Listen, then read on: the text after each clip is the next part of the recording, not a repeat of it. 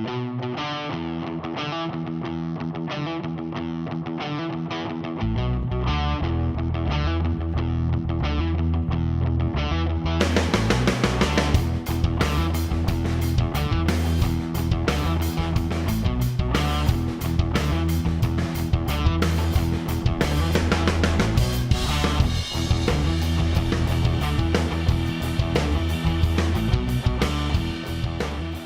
talk about another way the Kings can improve.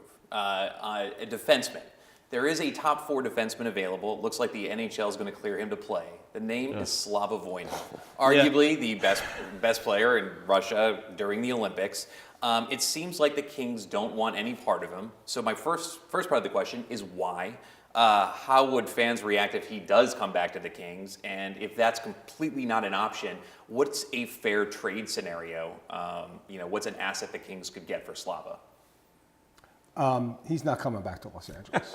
Why not? Because who cares? Sorry, I'm going to jump in and then go ahead. I will recuse myself from the conversation. This to me is the least interesting topic. No offense, Keith. Go. The least interesting conversation that I constantly see popping up on social media or in the LA Times or in all of these conversations. The last time Slava Voynov played in the NHL was further back, I think, than Kovalchuk, if I'm not mistaken, right? So, no? About the same time. But roughly the same amount of time, right? This is a team that won the Jennings Trophy as the best defensive team. And Slava Voynov, if he did come back, which I don't particularly want him to, is going to cost so much money that you're going to have to get rid of somebody else. So what you're asking is bringing a guy who's going to upset the fans, upset the media, upset the front office, might not be as good as we all remember, and is going to cost you Alec Martinez.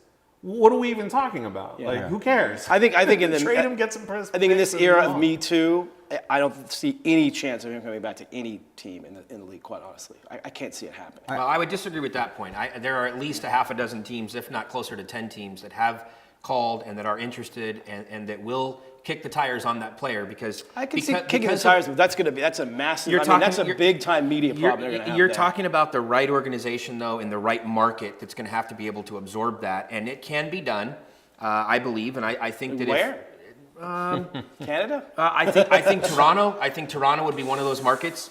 Not with that media. That is a win first media. That's different. That is a city that will win at all costs. And once the NHL, Gary Bettman approves for him to come back, I think it's very easy for an organization to come out and say, look, they've done all of the analysis. He's been cleared by the league. He's going to play somewhere. Why not here? But I will say, I don't think he comes back to Los Angeles. And I think Jesse actually hit the nail on the head.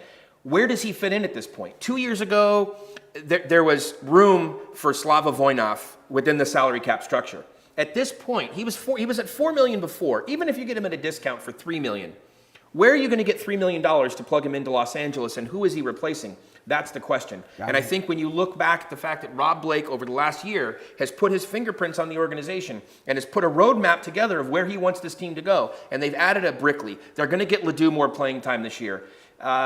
Phaneuf is already here. So where do you fit him in? And I agree with you, Jesse. I don't think that you trade an Alec Martinez or a Jake Muzzin for as good as Slava Voynov might be, even at this point. I just think the organization is ready to move on, and it's a year too late, because I will say this, and this goes back to the Me Too movement as well. 1 year ago, there still was interest in bringing him back to Los Angeles. Me Too hadn't kicked in, but because of the KHL and the way that they wanted to protect the Russian players so they could go to the Olympics, they blocked him from being able to come over here.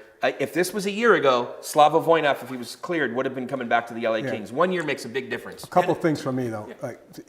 That player, top 4 defenseman, is a $5 million player, not a $3 million player. But he's not going to get market value, though. He may not. It depends on the player. Now, the other thing is I think this came at the top of the pyramid. I don't think ownership wanted him back in Los Angeles. I think it went to that level, and they made a decision that given all the Me Too movement, all the negativity around this, plus the distraction to this team. If I'm a general manager, do I have to go into every city and protect this player? No, I want best deal I can get. I'm going to call up 10 general managers or the 6 or whoever's interested.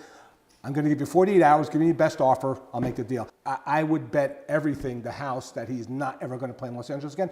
And I think there's a faction in the league in ownership and in the commissioner's office that don't want him back in the league. I really think that they are frightened of this return because of the public negativity around this I'm player. going to disagree with you for just a little bit, though, DB, Yeah. because I'm going to tell you, based upon my sources, and I reported this last year, Anschutz had signed off. When Blake and Robitaille took over, he had signed off on getting Voynov back with the team last year. I can't comment.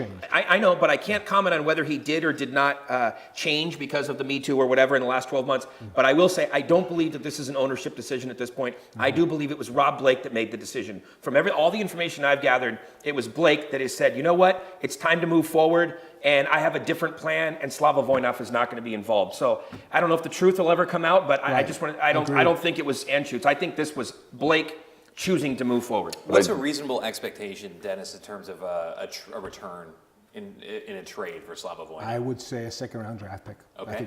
I think it's more like a third-round draft pick. Okay, so it's low. 8 years ago at a roundtable, we talked about how good Ilya Kovalchuk would look on the Los Angeles Kings. In a bizarre turn of events, Ilya Kovalchuk is now part of the Los Angeles Kings. What do we think about the pickup? What do we think about the contract? What do we think about the term? Earl. I mean, this reminds me of a Lombardi move where it's feast or famine. I don't think it's going to be anything in the middle. I think he'll either score 30 goals or he'll score 9. Yeah. I'm a fan, so I hope he scores 30, but 5 years ago when he left, when the Kings won the first cup, they were a slow, plodding, dump and chase team. And now the league's totally changed the speed. And my only concern is, Kopitar's not slow, but he's not exactly a speed burner. Brown skews towards the slower side, and Kovalchuk in 5 years probably has gotten slower. And I just see someone like McDavid licking his chops, going, let me out there against that first line. Well, but you've also got Andrei Kopitar, who's the best defensive player in the league on that line. So I think that kind of helps a little bit with that. For sure. In defenseman. But I agree. But I love Kovalchuk. I've always been a huge fan of his. I used to go to Atlanta just to see him play because he was such a dynamic player. Committed. That's commitment. Damn. So I mean, later in his career, but I look at Jágr, and when Jágr came back, I was another huge fan of his as well, and he came back and played great. And from the looks of it, Kovalchuk seems like he's really in great shape. I mean, at least they're putting it out there in the media. They're showing him working out, and Blake and everybody said he's in top shape. I think he's going to be good. I think he's going to score 30 goals this year. I think the issue is not this year. The issue is next year. Yeah. I think this year's going to be fine. He's going to come back this year. He's going to have a chip on his shoulder. He's going to be energized. He's going to be engaged. It's kind of like Phaneuf or many of the veterans, whether it's LeCavalier or any of these guys that come to the Kings. Great locker room, great environment, and it pushes those guys to have that initial burst. So for me, we're a year away from really giving the evaluation on his contract. He's going to have a great year this year. It's really what happens in year 2 that's, for me, going to be the more telling story. Yeah, from Earl's standpoint, he mentioned that no acquisition cost, right? Just the cap hit is fair, number one. Number two, let's not forget the first line left wing last year scored 9 goals, right? So that's a key. I know for a fact that when they were looking at Kovalchuk and they sat down with the leadership on the team, their feeling is that if he's 80% of what he was when he left the league at 30 years old, he's going to score 30 goals.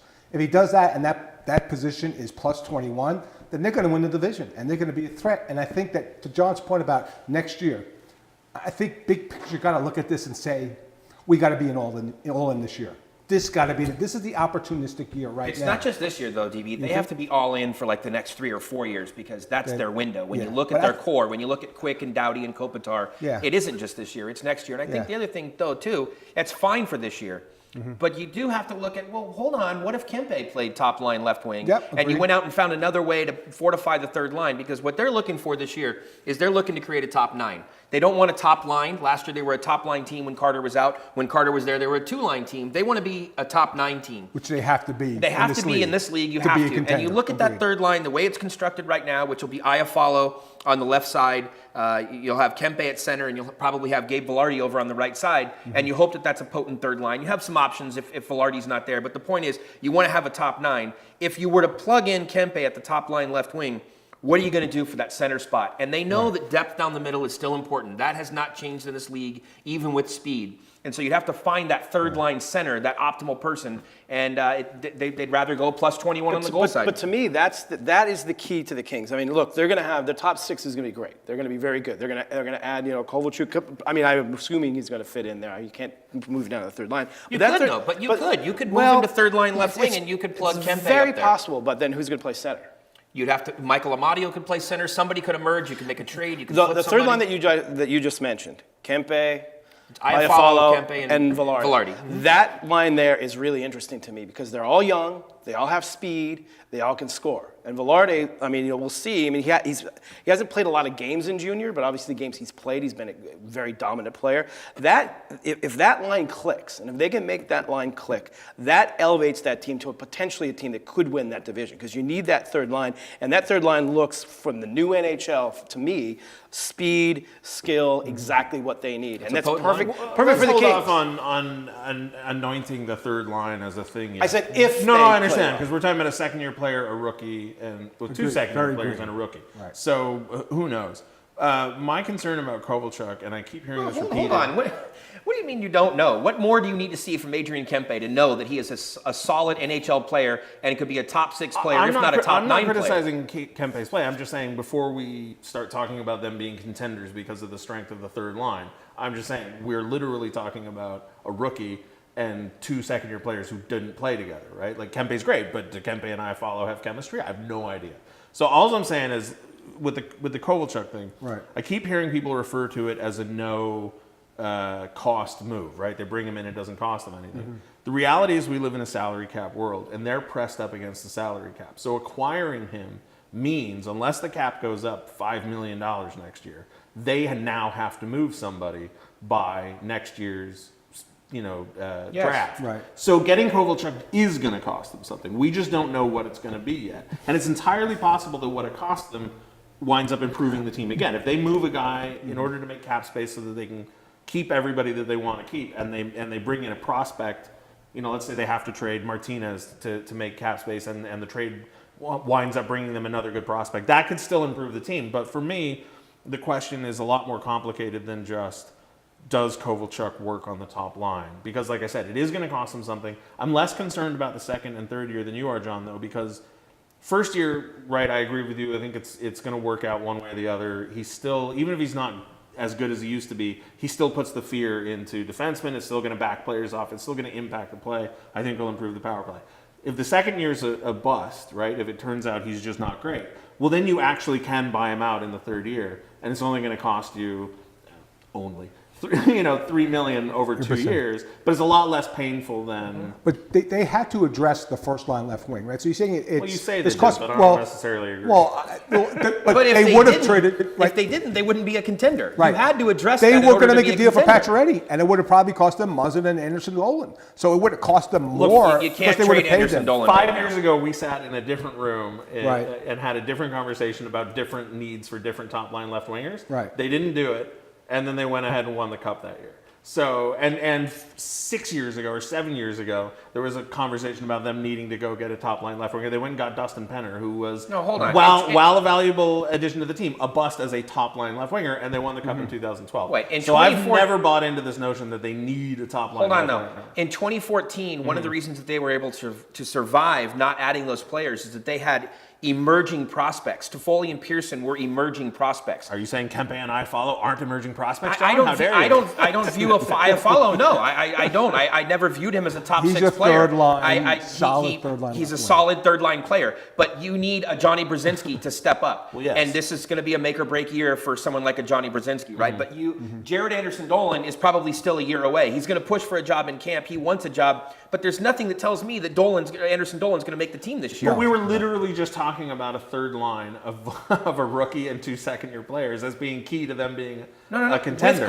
With Kovalchuk, you're arguing that perhaps they didn't need to go out and address that, and if they I don't didn't think they get did. Kovalchuk and you put Kempe up there, to me you're just moving chairs around the deck. They Right. don't But have a solid Kopitar third and line. Brown had career years with this only 9 goal scorer on their left wing. Meanwhile, Kempe, who's being heralded as the key to the offensive future of the LA Kings, had 16 goals? He had 5 more goals. Okay, And you're none a in the last known 34. Dustin Brown hater, and I let's know, go on the I- record and say yeah. Dustin Brown did not have a career year. Dustin Brown returned to being had- Dustin no, he had a Brown, career year. anti-Daryl Sutter. No, Dustin He had Brown. more points than he had ever scored before in his career, That's which Dustin is the Brown. generally You accepted look definition prior. of You go back career to year. 2012 to 2014. You look at what he did during the 2013 lockout shortened season and what he was producing. Dustin Brown has produced throughout his career. Yeah, I'm outside not of the last couple of criticizing years Dustin of Brown. Daryl Sutter. I'm saying Iafallo held his own. Play the and clip. was a He didn't want to pay Dustin Brown back in the Last- former last- Roundtable. Didn't want to pay him. Let's get I Jesse was the right. last point here. Jesse, you have the last point. On this. Look, all I'm saying is I think Kovalchuk will work out, but I don't think it's a no. I don't think it's not going to cost them anything. It will cost them something.